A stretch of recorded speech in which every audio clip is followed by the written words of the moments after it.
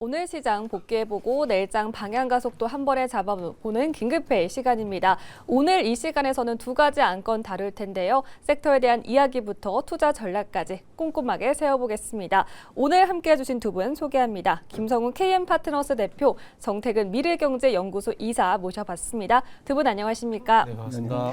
네, 오늘 시장이 마치 제 의상처럼 시원하게 빨간불로 마감을 했습니다.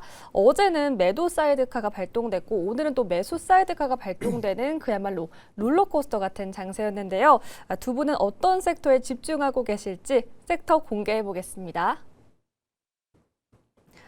네, 김성훈 대표는 반도체 섹터 갖고 왔고요. 정태근 이사는 스테이블 코인 관련해서 가져와 주셨습니다. 네, 그럼 첫 번째 안건부터 만나보겠습니다.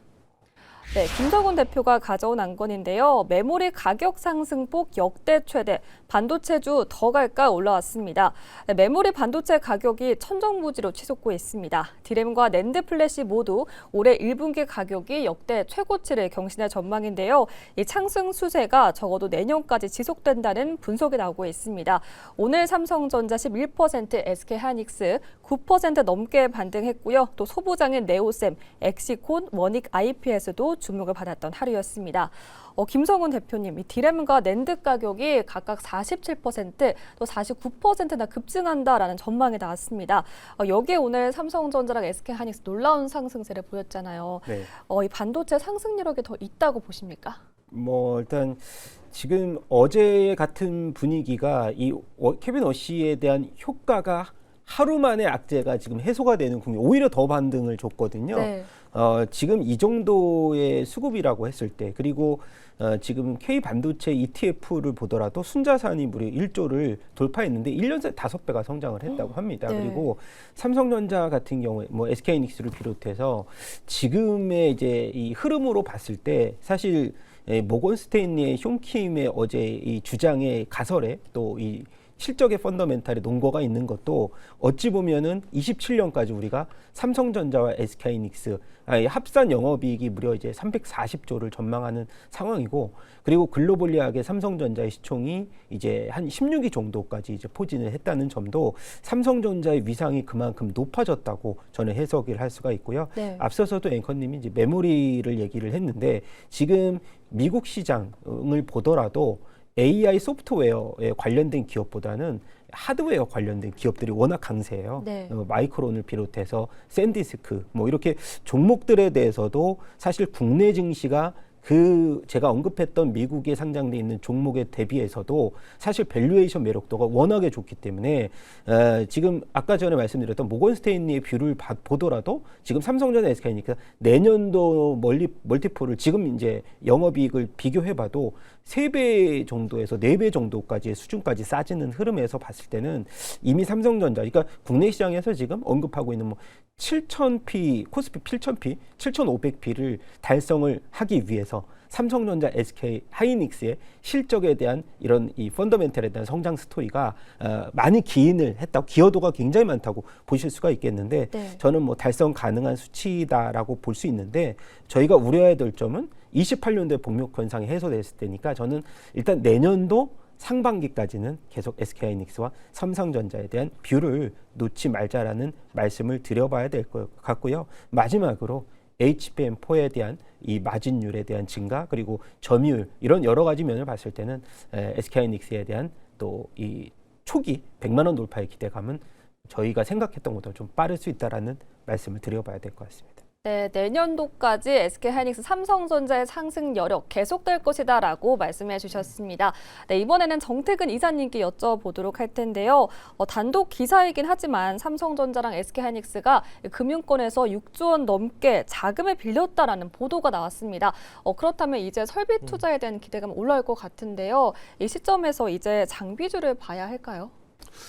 장비주 관련돼 가지고는 아마 최근에 원익 IPS라든지 뭐 테스 같은 종목들 보시면은 너무나 많이 상승한 게 눈에 띌 겁니다. 네. 그래서 일단 뭐 지금 자금 조달을 해서 뭐 설비 투자를 한다고 해서 뭐 새롭게 어떤 그 텔레팹 쪽이란지 파운드리 쪽으로 새롭게 이제 루트를 뚫는 기업들, 그러니까 예를 들게 되면 뭐 SNS텍 같은 기업들이, 그러니까 FST 같은 기업들이 새롭게 좀 부각이 되게 된다라면 얘기가 달라지겠지만, 이미 뭐 국내에 평택 P4, B5 그리고 미국주를 바라보게 되면 텔레팩 관련돼 가지고 뭐 하이스 같은 경우는 아시겠지만 이제 MC4X 그리고 용인 Y1팹 이런 쪽으로 해서 이미 투자가 진행되고 있고 그쪽으로 납품하는 회사들이 많기 때문에 일단은 뭐 추가적인 영향력은 없다라고 봐야 될 것 같아요. 단지 지금 진행하고 있는 투자의 어떤 규모가 축소된다든지 그런 일만 없다라면은 지금 최근에 부각이 되고 있는 뭐 증자 관련된 장비 기업들은 계속해서 우상향할 가능성은 높다라고 봐지고 그리고 전제 조건은 일단은 반도체 투톱의 어떤 상승세가 지속이 되느냐 이런 부분들도 좀 중요하지 않을까라고 말씀드려야 될 것 같네요.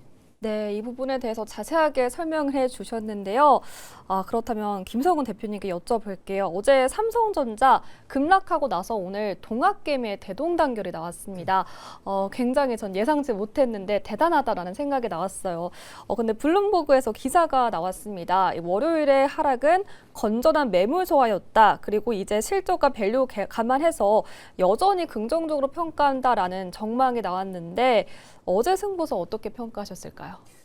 어제만 봤을 때는 지금의 이제 건전한 조정이었다라는 말이 통하지는 않죠. 굉장히 좀 속상하셨던 투자자분들이 있으셨는데 불구하고 하루 만에 이렇게 반등이 나왔다는 거. 어제 같은 경우는 삼성전자의 수급을 보더라도 개인들이 오히려 150만 주를 매수를 했거든요. 네. 그 하락장에서도. 네. 오늘 이제 매도 물량을 고스란히 내놓기는 했지만 지금으로 보면은 이제 수급, 그러니까 메이저 수급만으로서 삼성전자를 평가할 것도 아닌 거고 개인 수급의 역량도 굉장히 우리가 강화됐다고 봤을 때는 뭐 지금의 오늘의 관점에서는 건전한 조정은 맞습니다. 이런 조정이 다시 한번 온다라고 했을 때 그동안의 학습 효과를 비롯해서 여러 가지 관점으로 봤을 때 빠졌을 때의 매수 관점은 계속 유효하겠다라는 판단 계속 내려드리도록 하겠습니다. 네, 이렇게 조정에 나왔을 때 매수 관점 유효하다라고 말씀해 주셨습니다. 최근 계속 증권가에서 시장의 눈높이가 높아지고 있습니다. 모건 스탠리에서는 21만 전자, 100만 닉스 간다라고 말하는데 반도체 안에서 지금 투자하기 좋은 탑픽 종목 꼽아볼까요? 네. 오늘 대덕전자를 들고 나왔습니다. 최근 들어서 이제 기판의 대장이죠. 삼성전기도 그렇게 무거웠던 우리가 흔히 말해서 답답전기라고 많이 말씀드렸었는데 뭐 급등세를 보인 상황에서 가장 중요한 게 우리가 이제 그 기판에 대해서도 웨이퍼의 단수가 이게 미세화가 점점 진행되기가 어려우니까 워낙 이제 칩의 이제 크기가 작아졌으니 그것을 이제 쌓는 과정이 되게 중요한데 그 쌓는 과정에서 이 기판에 대한 또 어느 정도의 그런 고단화에 대한 미세 공정이 굉장히 중요해졌기 때문에 거기에 따라서 최근 들어서 많이 상승을 했던 이수페타시스를 많이 이제 MLB 기판에서 많이 얘기할 텐데 대항마로 나온 게 바로 대덕전자거든요. 대덕전자 같은 경우는 무려 작년 4분기 영업이익이 뭐 200억대, 290억 원대를 돌파하면서 이제 완벽한 흑자 전환을 이루어냈고요. 그리고 내일 AMD 실적이 발표가 되는데 작년 11월에 대덕전자가 MLB 고객사로 AMD의 가속기를 이제 기판을 공급을 하기 시작했습니다. 네. 그래서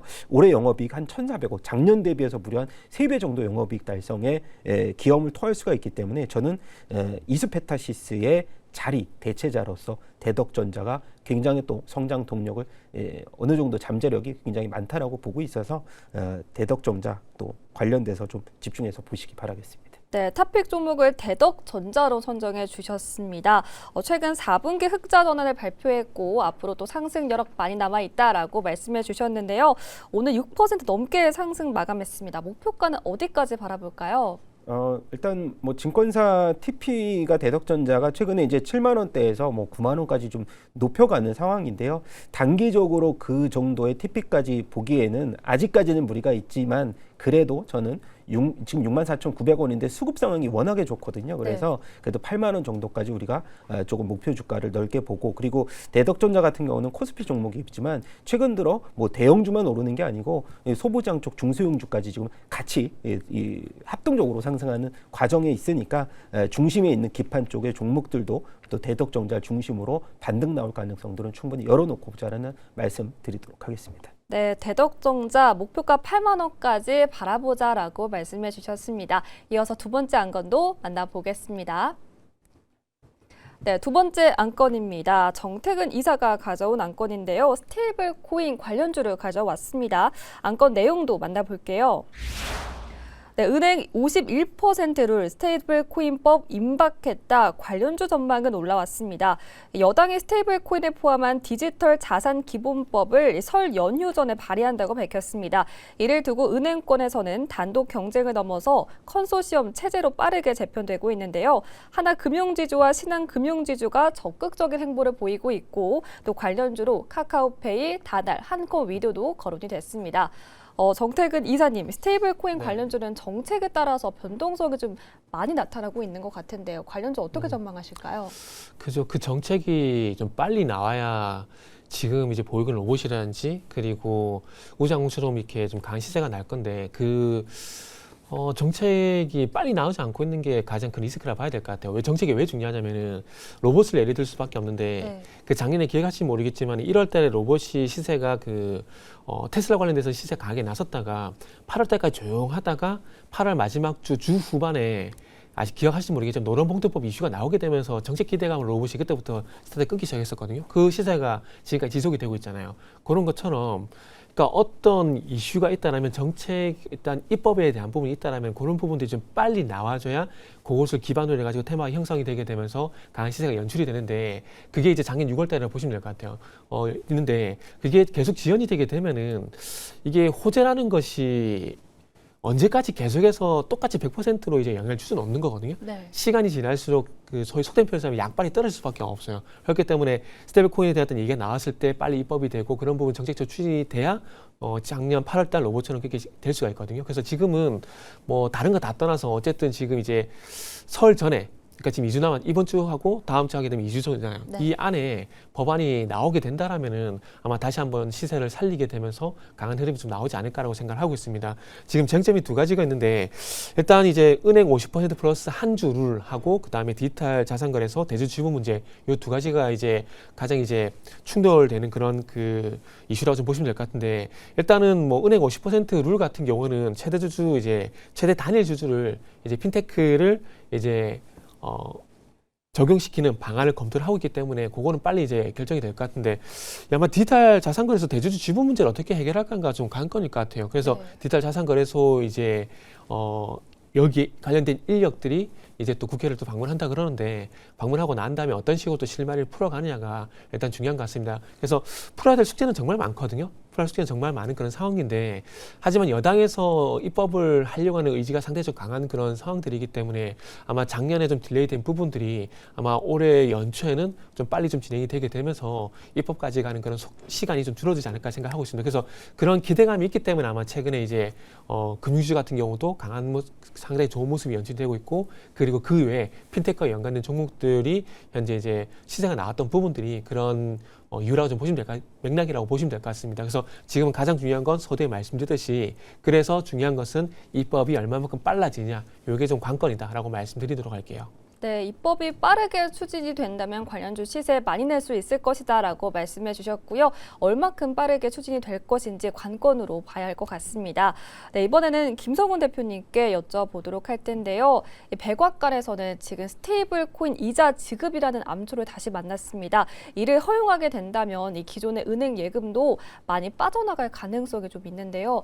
그렇게 된다면 이 기존 관련주가 피해를 볼 가능성도 있지 않을까요?